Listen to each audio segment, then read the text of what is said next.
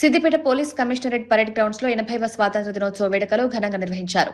రవాణా, బీసీ సంక్షేమ శాఖ మంత్రి పొన్నం ప్రభాకర్ జాతీయ జెండాను ఆవిష్కరించి పోలీసుల గౌరవ వందనం స్వీకరించారు. అనంతరం పరేడ్ ను పర్యవేక్షించారు. ఈ సందర్భంగా మంత్రి మాట్లాడుతూ జిల్లా ప్రజలకు స్వాతంత్ర దినోత్సవ శుభాకాంక్షలు తెలిపారు. ప్రజాప్రతినిధులు, జిల్లా అధికారులు, విద్యార్థులు, పాత్రికేయులు, పుర ప్రముఖులు, స్వాతంత్ర సమరయోధులు, వారి కుటుంబ సభ్యులకు శుభాకాంక్షలు చెప్పారు.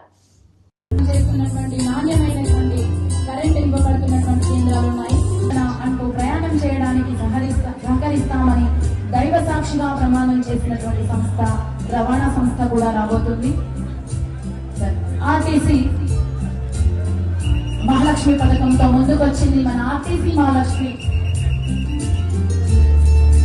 ఎంతో రెస్పెక్టెడ్ గా మన ముందుకు వచ్చినటువంటి రోడ్డు రవాణా సంస్థని మనము తిలకించబోతున్నాం. సార్, మంత్రి వర్యులకి సాదర వారి యొక్క శపథాన్ని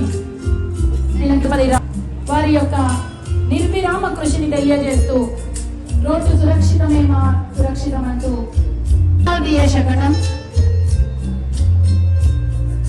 డిఆర్డీఏ ఆధ్వర్యంలో గ్రామీణ ప్రాంతాల సమగ్ర అభివృద్ధికి ప్రజలకు మెరుగైన సంక్షేమ పథకాల ప్రయోజనాలను తెలియజేస్తూ ఉపాధి అవకాశాలను పెంపొందిస్తూ గ్రామీణ మౌలిక కల్పన మరియు వసతులను బలోపేతం చేస్తూ అటువంటి కార్యక్రమాలను డిఆర్డీఏ సమర్థవంతంగా నిర్వహిస్తోంది. ముఖ్యంగా మహిళా ఇందిరా శక్తి ఇలాంటి కార్యక్రమాలు సాధికారతను కల్పిస్తూ ఆదాయాన్ని పెంచే దిశగా ప్రభుత్వం కృషి చేస్తుంది.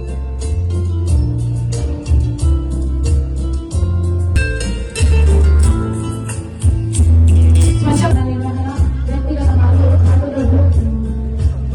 కమ్యూనిటీ సాలిడారిటీ మొదలైనటువంటి వాటిని ప్లాస్టిక్ వ్యర్థాల యొక్క నిర్వహణ వంటి కార్యక్రమాలను గ్రామాల పారిశుద్ధ్యతను గ్రామీణ అభివృద్ధికి తొందరగా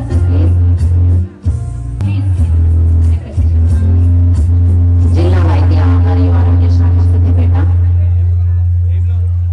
ముఖ్యంగా మార్పులు చెందితే వాటిని దగ్గరుండి ప్రాంతం వరకు కూడా ఆ వ్యక్తి 1000 రూపాయల ఆర్థిక సహాయాన్ని కూడా అందిస్తున్నట్టుగా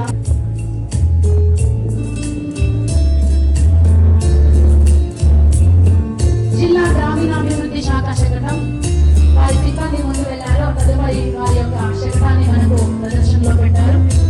ఎంతో అద్భుతమైనటువంటి చిత్ర ప్రదర్శన. తదుపరి ఆరోగ్య శాఖ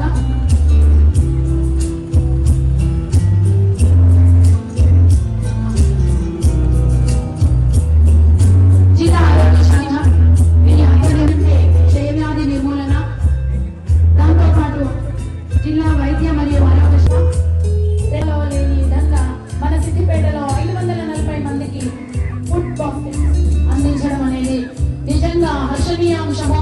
ఈ విషయమై మనమందరం కూడా హర్షధ్వానాలను వ్యక్తం చేయాలి.